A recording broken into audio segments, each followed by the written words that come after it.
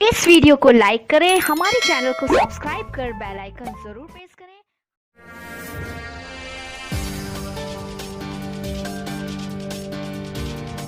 आप देख रहे हैं जोहार 24 झारखंड न्यूज। भाजपा के पूर्व मंत्री और भवनाथपुर से विधायक भानु प्रताप शाही ने विधानसभा सत्र को लेकर सारे लोगों के मुद्दे को उठाने की बात कही। वहीं तृतीय और चतुर्थ वर्ग के नियुक्ति को लेकर बताया उनका नियुक्ति नहीं किया गया, रिजल्ट को रद्द कर दिया गया। आज सरकार संविदा कर्मचारियों को धरना का स्थान नहीं दे पा रही है। इन सब मुद्दे को लेकर हम सरकार को घेरेंगे। उन्होंने बताया कि सरकार के कारण छात्र आज उग्र हो रहे हैं। पूरे प्रदेश में युवा इनके विरोध में है और आज के समय में अगर चुनाव हो जाए तो इस सरकार को जमानत बचाना मुश्किल हो जाएगा। वहीं कांग्रेस पर तंज कसते हुए बताया कि कांग्रेस के प्रदेश अध्यक्ष ऑल इंडिया कांग्रेस कमेटी में नियुक्ति हो, राष्ट्र अध्यक्ष नियुक्ति की बात कर रहे हैं, वह युवाओं की नियुक्ति पर सोच ही नहीं रहे हैं। सारे लोगों का विषय हम लोग रखेंगे। पहली प्राथमिकता युवा हमारे हैं। कल से हम लोग इसी विषय को रखेंगे। जो हमारे तृतीय और चतुर्थ वर्ग के हमारे युवक और युवती हैं जो विभिन्न परीक्षा में बैठे हुए थे, जिनकी नियुक्ति होनी थी उनका नियुक्ति नहीं किया गया, उनका रिजल्ट को रद्द कर दिया गया। बहुत सारे लोग आज धरना पर बैठे हैं, धरना का स्थान सरकार नहीं उनको दे रही है, भगा रही है। वो सारे विषय को हम लोग रखेंगे। ये सरकार के चलते वो उग्र हुए हैं। सरकार की जो मंशा है उसके चलते वो उग्र हो रहे हैं। आज पूरे प्रदेश में युवा जो हैं वो इनके विरोध में खड़े हैं और आज के समय में अगर चुनाव हो जाए तो इस सरकार का जमानत भी कोई नहीं बचा पाएगा। इसके पहले तो प्रदेश अध्यक्ष का नियुक्ति हो, कांग्रेस के कमेटी का नियुक्ति हो, ACCI का नियुक्ति हो, कांग्रेस में राष्ट्रीय अध्यक्ष की भी नियुक्ति होनी चाहिए। वहाँ देख रहे हैं कितना घमासान हो रहा है। तो वो अपने नियुक्ति की बात कर रहे हैं, वो युवक युवती की नियुक्ति की बात नहीं कर रहे हैं।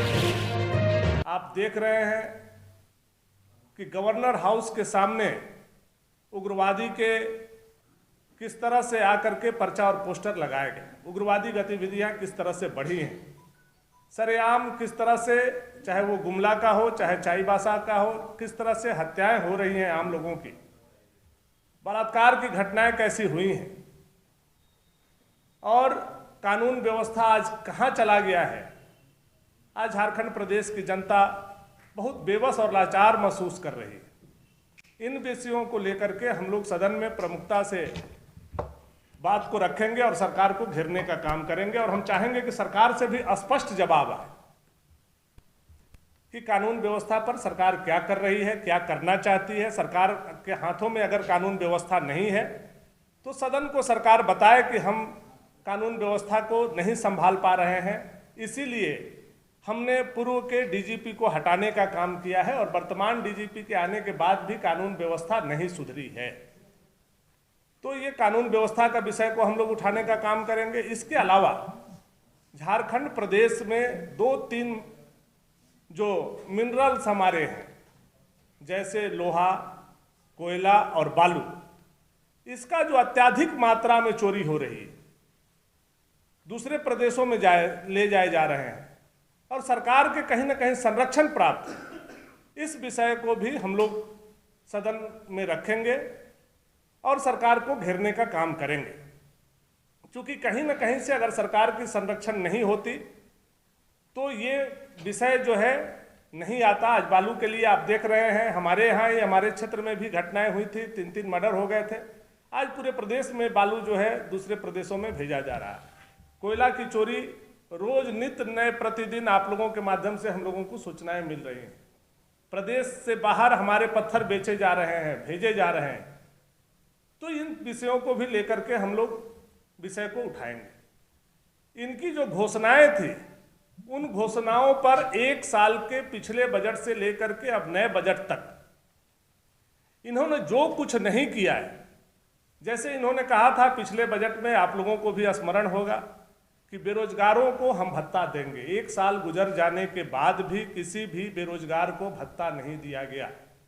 इन्होंने कहा था 100 यूनिट बिजली हम मुफ्त में देंगे, लेकिन अभी तक बिजली मुफ्त में देने की बात आप छोड़ दीजिए, बिजली पर बल्कि दर बढ़ाया जा रहा है, ऐसी सूचना हम लोगों को मिल रही है।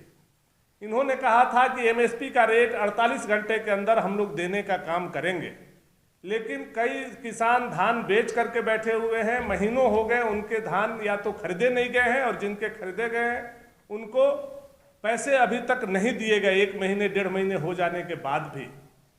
आपस में इन लोगों के सरकार में जो कोऑर्डिनेशन नहीं है, सरकार कहीं चल रही है, मंत्री कहीं चल रहे हैं, कांग्रेस कहीं चल रहा है, झामुमो कहीं चल रही है, तो एक बस के तरह इन लोगों का हो गया है कि बस के ड्राइवरी सीट पर जेएमएम बैठा हुआ है, बस के कंडक्टर जहां पैसा वसूला जाता है वहां कांग्रेस बैठा हुआ है, और जो खलासी का सीट है वहां आरजेडी बैठा हुआ है। ऐसी परिस्थिति में इन लोगों ने झारखंड प्रदेश को ला करके खड़ा करने का काम किए हैं। हम लोग हर एक विषय को बड़े मजबूती से, आक्रामक तरीके से विधानसभा में रखेंगे।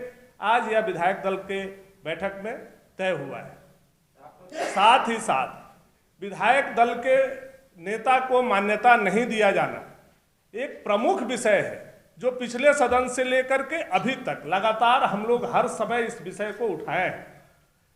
सरकार चाहती है, सरकार के इशारे पर ये काम हो रहे हैं, और सरकार चाहती है कि विधायक दल के नेता का मान्यता नहीं दे करके विपक्ष को हम पंगु बना करके रखेंगे, कमजोर बना करके रखेंगे।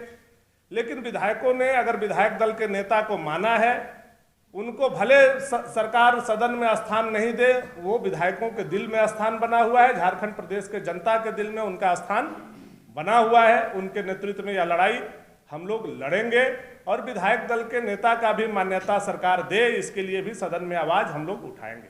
आज यही हम लोगों की तय हुई है, और यही बात बताने हम आप लोगों के बीच में आए थे। बहुत बहुत धन्यवाद।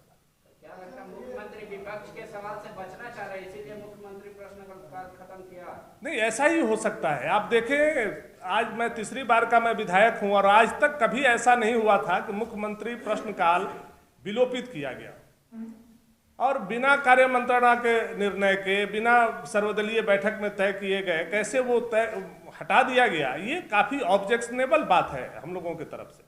चूंकि इसमें सीधे सीधे नीतिगत मामला हम पूछ सकते हैं मुख्यमंत्री से, और मुख्यमंत्री बाध्य है उस सवाल का जवाब सदन में देने के लिए। बाबूलाल ने एश्योर किया था पिछले सदन में कि जन सरकार के मुद्दे पे आक्रामक तरीके से बीजेपी सरकार को घेरने जा रही है। आक्रामक क्या होगा? आक्रामक कल से आपको सदन में दिखाई देगा। इसका क्या माना है? हमारी आक्रामकता, भारतीय जनता पार्टी की आक्रामकता क्या होगी? संसदीय व्यवस्था के अंतर्गत जो आक्रामकता होनी चाहिए वो हम लोग करेंगे।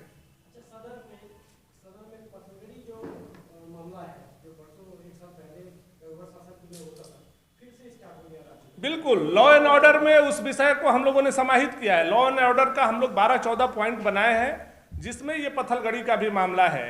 हाईकोर्ट में लोग पहुंचे, हाईकोर्ट के सामने लोग पत्थलगड़ी करना चाहे, जिसको पुलिस प्रशासन ने हटाने का काम किया है। अलबटेका चौक पर पत्थलगड़ी करने की कोशिश की गई। मुझे लगता है कुछ दिन के अंदर मुख्यमंत्री के आवास में भी पत्थलगड़ी की जाएगी।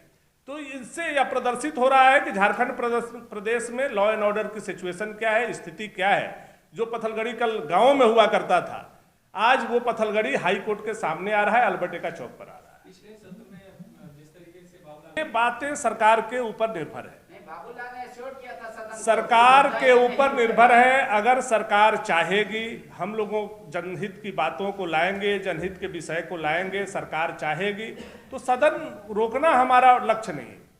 जनता के विषय आए और सरकार उस पर जवाब दे। आज हजारों नौजवान बेबस और बेसहारा हो गए हैं। हजारों नौजवान की नौकरियां या तो चली गई या तो जाने वाली हैं। इससे बड़ा वाइटल इशू क्या हो सकता है? इस पर हम सदन में अपनी बात को रखेंगे। अब सरकार चाहे तो जवाब दे, नहीं देगी तो हंगामा होना स्वाभाविक है। को ये जानकारी मिली है, कुछ ऐसे लोगों का नाम है जो उस घटना में थे ही नहीं, वो रांची में भी नहीं थे, वैसे लोगों का भी नाम FIR में है।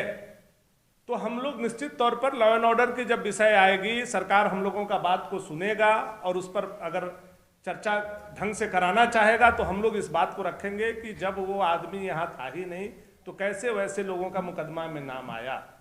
ये आयरन हैंड चलाने के चक्कर में कहीं गलत तरीका से भारतीय जनता पार्टी को तो टारगेट नहीं किया जा रहा है, उसके कार्यकर्ताओं को तो नहीं टारगेट किया जा रहा है। चूंकि हम लोगों के पास जो साक्ष्य है पिछले 1 साल 2 महीने के अंदर 170 भारतीय जनता पार्टी के कार्यकर्ताओं के ऊपर यह सरकार ने मुकदमा करने का विभिन्न धाराओं में काम किया है। चाहे वो सोशल मीडिया के हमारे कार्यकर्ता हो, मास्क नहीं लगाने पर हमारे भाजपा के कार्यकर्ता को लोगों ने जेल भेजने का काम किया, जो गमछी लपटे हुए थे उनको। तो उन चीजों को हम निश्चित तौर पर विषय को रखने का काम करें। धन्यवाद।